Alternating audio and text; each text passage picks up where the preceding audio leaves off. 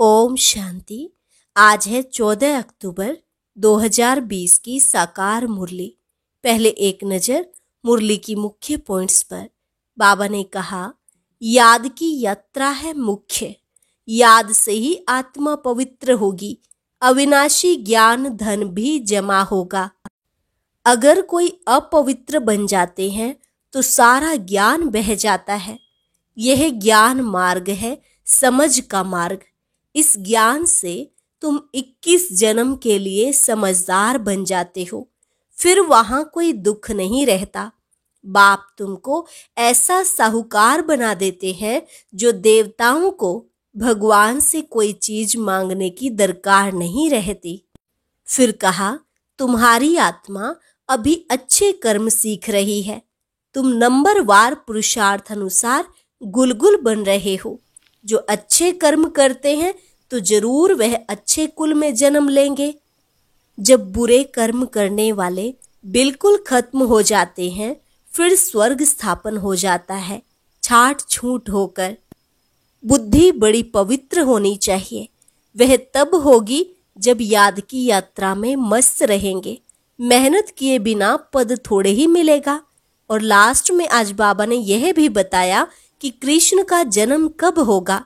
बाबा ने कहा, जब भ्रष्टाचारी सब खत्म हो जाते हैं, कोई छीछी नहीं रहेगा, तब कृष्ण का जन्म होता है। फिर सब अच्छे अच्छे ही रहेंगे, बाकी चले जाएंगे घर, तभी उसको स्वर्ग कहा जाएगा। और ऐसे भी नहीं कृष्ण के माँ बाप ने योग बल से जन्म लिया है, नहीं। अगर ऐसा होता तो उन्हों का भी नाम बाला होता। अब सुनते हैं महावाक्यों को विस्तार से। मुरली का सार। मीठे बच्चे, संगम युग पर ही तुम्हें आत्म अभिमानी बनने की मेहनत करनी पड़ती। सतयुग अथवा कलयुग में यह मेहनत होती नहीं। प्रश्न, श्री कृष्ण का नाम उनके माँ बाप से भी अधिक बाला है, क्यों? उत्तर, क्योंकि श्री कृष्ण से पहले जिनका भी जन्म होता है वो जन्म योग बल से नहीं होता। कृष्ण के माँ बाप ने कोई योग बल से जन्म नहीं लिया है। दूसरी, पूरी कर्मातीत अवस्था वाले राधे कृष्ण ही हैं, वही सदगति को पाते हैं। जब सब पाप आत्माएं खत्म हो जाती हैं, तब गुलगुल पावन नई दुनिया में श्री कृष्ण का जन्म होता है, उसे ही बैकुंठ कहा जाता है। तीसरी, संगम पर श्री कृष्ण की आत्मा ने सबसे अधिक पुरुषार्थ किया है, इसलिए उनका नाम बाला है। ओम शांति। मीठे मीठे रूहानी बच्चों को रूहानी बाप बैठ समझाते हैं। 5000 वर्ष के बाद एक ही बार बच्चों को आकर पढ़ाते हैं, पुकारते भी हैं कि हम पतितों को आकर पावन बनाओ। तो सिद्ध होता है कि यह पतित दुनिया है। नई दुनिया पावन दुनिया थी। नया मकान खूबसूरत होता है, पुराना जैसे टूटा फूटा हो जाता है, बरसात में गिर पड़ता है। अभी तुम बच्चे जानते हो, बाप आया है नई दुनिया बनाने। अभी पढ़ा रहे हैं, फिर 5000 वर्ष के बाद पढ़ाएंगे। ऐसे कभी कोई साधु संत आदि अपने फॉलोअर्स को नहीं पढ़ाएंगे। उनको यह पता ही नहीं है, न खेल का पता है, क्योंकि निवृत्ति मार्ग वाले हैं। बाप बिगर कोई भी सृष्टि के आदि मध्य अंत का राज समझा न सके। आत्म अभिमानी बनने में ही बच्चों को मेहनत होती है, क्योंकि आधा कल्प में तुम कभी आत्म अभिमानी बने नहीं हो। अब बाप कहते हैं, अपने को आत्मा समझो। ऐसे नहीं कि आत्मा सो परमात्मा, नहीं। अपने को आत्मा समझ परम पिता परमात्मा शिव को याद करना है। याद की यात्रा मुख्य है, जिससे ही तुम पतित से पावन बनते हो। इसमें कोई स्थूल बात नहीं, कोई नाक कान आदि नहीं बंद करना है। मूल बात है अपने को आत्मा समझ बाप को याद करना। तुम आधा कल्प से हिरे हुए हो देह अभिमान में रहने के। पहले अपने को आत्मा समझेंगे तब बाप को याद कर सकेंगे। भक्ति मार्ग में भी बाबा बाबा कहते हैं। बच्चे जानते हैं सतयुग में एक ही लौकिक बाप है, वहां पारलौकिक बाप को याद नहीं करते क्योंकि सुख है। भक्ति मार्ग में फिर दो बाप बन जाते हैं, लौकिक और पारलौकिक। दुख में सब पारलौकिक बाप को याद करते हैं। सतयुग में भक्ति होती नहीं, वहां तो है ही ज्ञान की प्रालब्ध। ऐसे नहीं कि ज्ञान रहता है, इस समय के ज्ञान की प्रालब्ध मिलती है। बाप तो एक ही बार आते हैं। आधा कल्प बेहद के बाप का सुख का वर्षा रहता है, फिर लौकिक बाप से अल्पकाल का वर्षा मिलता है। यह मनुष्य नहीं समझा सकते। यह है नई बात। 5000 वर्ष में संगम युग पर एक ही बार बाप आते हैं, जबकि कलयुग अंत सतयुग आदि का संगम होता है, तभी बाप आते हैं नई दुनिया फिर से स्थापन करने। नई दुनिया में इन लक्ष्मी नारायण का राज्य था, फिर त्रेता में राम राज्य था। बाकी देवताओं आदि के जो इतने चित्र बनाए हैं वह सब है भक्ति मार्ग की सामग्री। बाप कहते हैं इन सब को भूल जाओ, अभी अपने घर को और नई दुनिया को याद करो। ज्ञान मार्ग है समझ का मार्ग, जिससे तुम 21 जन्म समझदार बन जाते हो। कोई दुख नहीं रहता। सतयुग में कभी कोई ऐसे नहीं कहेंगे कि हमको शांति चाहिए। कहा जाता है ना, मांगने से मरना भला। बाप तुमको ऐसा साहूकार बना देते हैं जो देवताओं को भगवान से कोई चीज मांगने की दरकार नहीं रहती। यहाँ तो दुआ मांगते हैं ना। पोप आदि आते हैं तो कितने दुआ लेने जाते हैं। पोप कितनों की शादियां कराते हैं। बाबा तो यह काम नहीं करते। भक्ति मार्ग में जो पास्ट हो गया है सो अब हो रहा है, सो फिर रिपीट होगा। दिन प्रतिदिन भारत कितना गिरता जाता है। अभी तुम हो संगम पर, बाकी सब हैं कलयुगी मनुष्य। जब तक यहाँ ना आए तब तक कुछ भी समझ ना सके कि अभी संगम है व कलयुग है। एक ही घर में बच्चे समझते हैं संगम पर है, बाप कहेंगे हम कलयुग में हैं, तो कितनी तकलीफ हो पड़ती है। खान पान आदि का भी झंझट हो पड़ता है। तुम संगम युगी हो, शुद्ध पवित्र भोजन खाने वाले। देवताएं कभी प्याज आदि थोड़े ही खाते हैं। इन देवताओं को कहा ही जाता है निर्विकारी। भक्ति मार्ग में सब तमो प्रधान बन गए हैं। अब बाप कहते हैं सतो प्रधान बनो। कोई भी ऐसा नहीं है जो समझे कि आत्मा पहले सतो प्रधान थी फिर तमो प्रधान बनी है, क्योंकि वह तो आत्मा को निर्लेप समझते हैं। आत्मा सो परमात्मा है, ऐसे ऐसे कह देते हैं। बाप कहते हैं ज्ञान सागर मैं ही हूं। जो इस देवी देवता धर्म के होंगे वह सब आकर फिर से अपना वर्षा लेंगे। अभी सैपलिंग लग रही है, तुम समझ जाएंगे यह इतना उच्च पद पाने लायक नहीं है। घर में जाकर शादियां आदि करते छीछी होते रहते हैं तो समझाया जाता है उच्च पद पा नहीं सकते। यह राजाई स्थापन हो रही है। बाप कहते हैं मैं तुमको राजाओं का राजा बनाता हूं, तो प्रजा जरूर बनानी पड़े, नहीं तो राज्य कैसे पाएंगे। यह गीता के अक्षर है ना, इनको कहा ही जाता है गीता का युग। तुम राजयोग सीख रहे हो, जानते हो आदि सनातन देवी देवता धर्म का फाउंडेशन लग रहा है। सूर्यवंशी चंद्रवंशी दोनों राजाई स्थापन हो रही हैं। ब्राह्मण कुल स्थापन हो चुका है। ब्राह्मण ही फिर सूर्यवंशी चंद्रवंशी बनते हैं। जो अच्छी रीति मेहनत करेंगे वह सूर्यवंशी बनेंगे। और धर्म वाले जो आते हैं वह आते ही हैं अपने धर्म की स्थापना करने। पीछे उस धर्म की आत्माएं आती रहती हैं, धर्म की वृद्धि होती जाती है। समझो कोई क्रिश्चियन है तो उन्हों का बीज रूप क्राइस्ट ठहरा, अर्थात उन्हों का रचयिता। तुम्हारा बीज रूप कौन है? बाप, क्योंकि बाप ही आकर स्वर्ग की स्थापना करते हैं ब्रह्मा द्वारा। ब्रह्मा को ही प्रजापिता कहा जाता है, रचता नहीं कहेंगे। इन द्वारा बच्चे एडॉप्ट किए जाते हैं। ब्रह्मा को भी तो क्रिएट करते हैं ना। बाप आकर प्रवेश कर यह रचते हैं। शिव बाबा कहते हैं तुम मेरे बच्चे हो। ब्रह्मा भी कहते हैं तुम मेरे साकारी बच्चे हो। अभी तुम काले छीछी बन गए हो, अब फिर ब्राह्मण बने हो। इस संगम पर ही तुम पुरुषोत्तम देवी देवता बनने की मेहनत करते हो। देवताओं को और शूद्रों को कोई मेहनत नहीं करनी पड़ती। तुम ब्राह्मणों को मेहनत करनी पड़ती है देवता बनने के लिए। बाप आते ही हैं संगम पर। यह है बहुत छोटा सा युग, इसलिए इनको लीप युग कहा जाता है। इनको कोई जानते नहीं।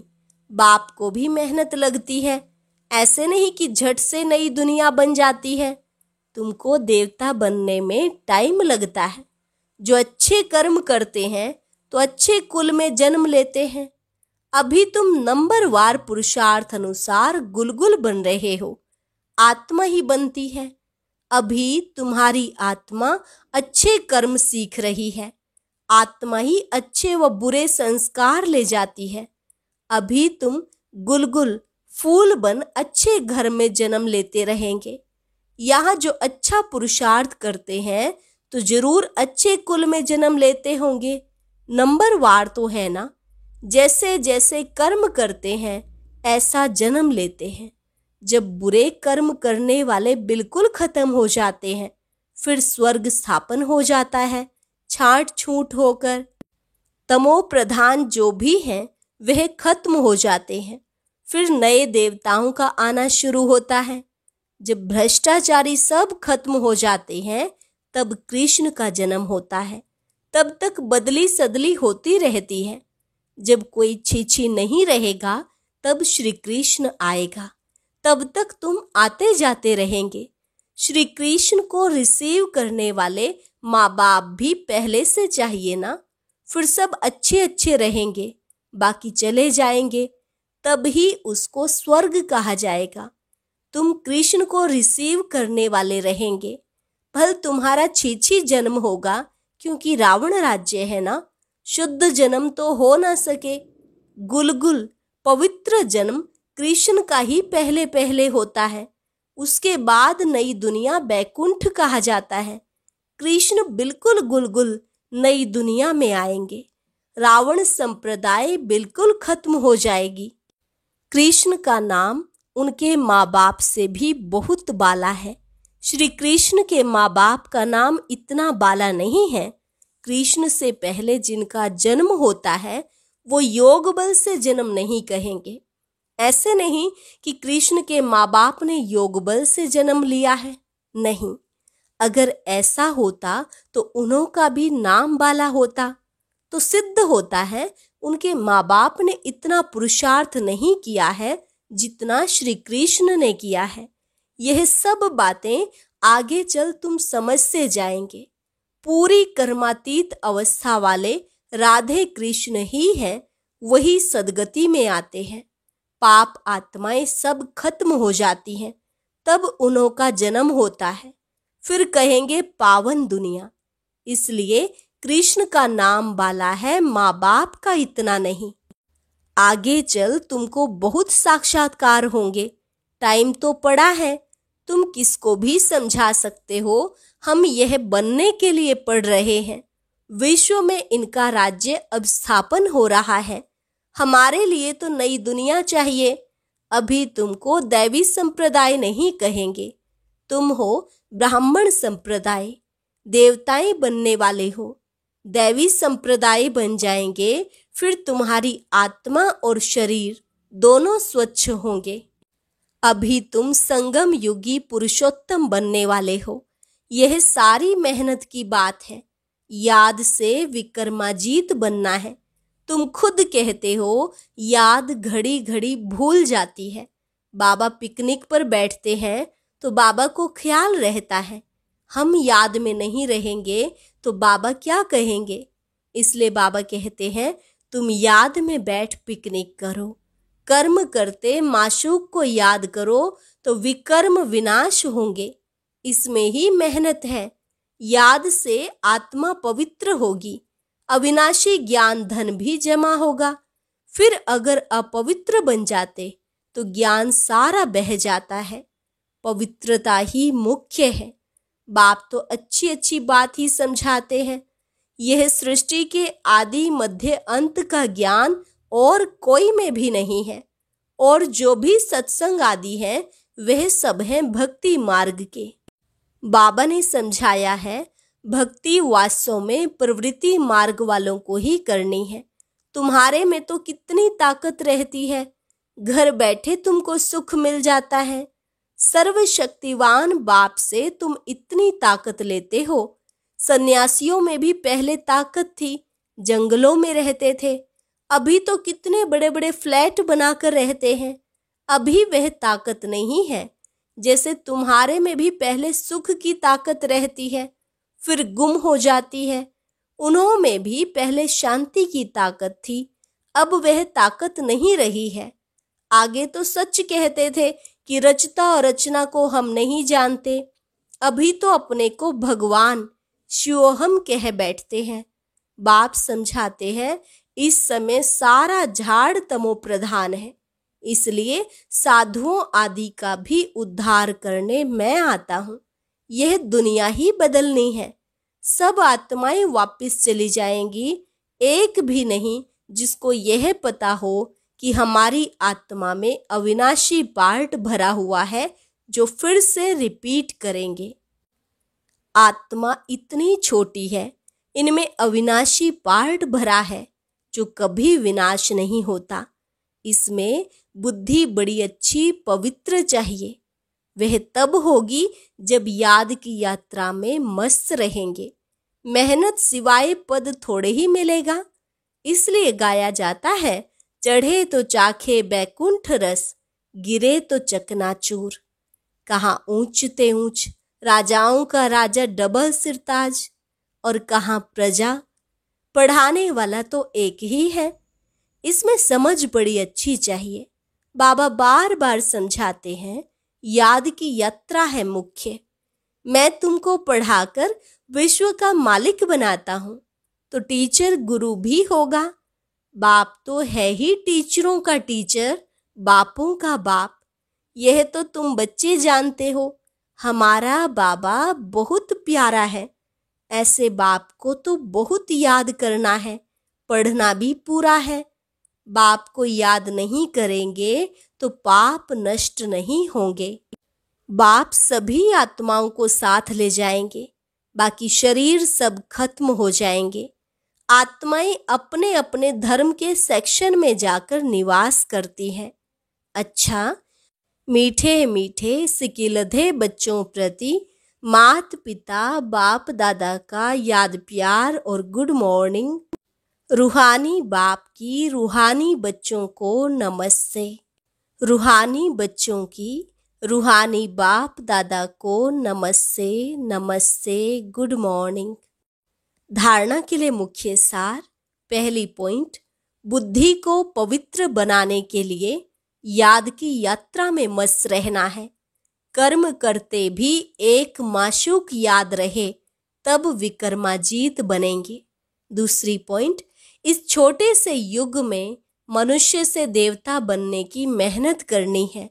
अच्छे कर्मों के अनुसार अच्छे संस्कारों को धारण कर अच्छे कुल में जाना है। वरदान, जहान के नूर बन, भक्तों को नजर से निहाल करने वाले दर्शनीय मूर्त भव। जहान के नूर बन, भक्तों को नजर से निहाल करने वाले दर्शनीय मूर्त भव। सारा विश्व आप जहान की आंखों की दृष्टि लेने के लिए इंतजार में है।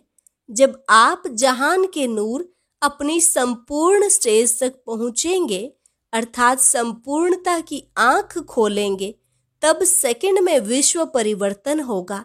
फिर आप दर्शनीय मूर्त आत्माएं अपनी नजर से भक्त आत्माओं को निहाल कर सकेंगी। नजर से निहाल होने वालों की लंबी क्यू है, इसलिए संपूर्णता की आंख खुली रहे। आंखों का मलना और संकल्पों का गुटका व झुटका खाना बंद करो, तब दर्शनीय मूर्त बन सकेंगे। स्लोगन: निर्मल स्वभाव निर्माणता की निशानी है। निर्मल बनो तो सफलता मिलेगी। निर्मल स्वभाव निर्माणता की निशानी है। निर्मल बनो तो सफलता मिलेगी। अच्छा, ओम शांति। आज की अव्यक्त मुरली जरूर सुने। उसके लिए ऊपर दिए गए बॉक्स को टच करें।